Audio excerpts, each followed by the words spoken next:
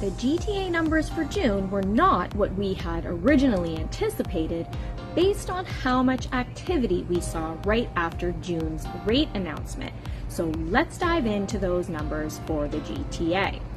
Interesting to note that we had fewer sales in the first 6 months when compared to last year at this time. For June, we also saw a decline in sales volume by 16%. There were only 6,213 sales. Now, sales were lower despite the interest rate cut. It might take a few more cuts before we see more sales activity. June could be seen as a restructuring of the market as many buyers kept their home decisions on hold. Now, homes are taking a bit longer to sell. However, we are not seeing that downward pressure on pricing that we would have expected. The average price was pretty flat, only $3,000 less than last month, with a minimal decline of 1.6% year over year. The average price was $1,162,000. It's intriguing to note that the most sales occurred in the GTA detached home segment in the category of $1 million to $1.25 million. So that means you will likely find so much competition in this housing type and price point.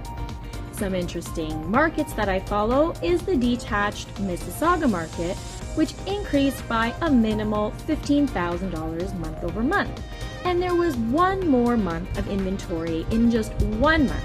So this is pretty good news for buyers hoping to buy in that area. Now, Brampton semis have been pretty fascinating to follow as well.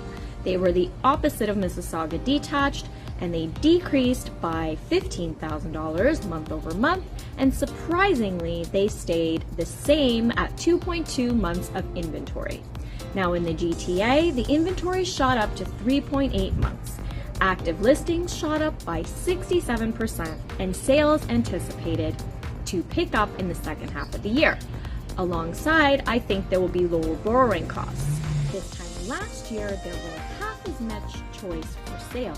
Now, with a pick up in inventory, inflation rate goals being achieved, it is likely that the July Bank of Canada announcement will be a slight decrease of 0.25%, possibly even 0.5%. Now, despite the slight dip in home sales for June, population growth is driving long-term demand for home ownership.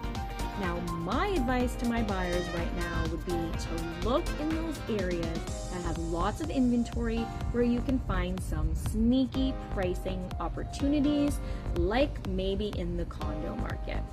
And some advice to some of my sellers at this moment: if you can wait and affordability isn't an issue, then you may want to hold on to your home for a bit longer.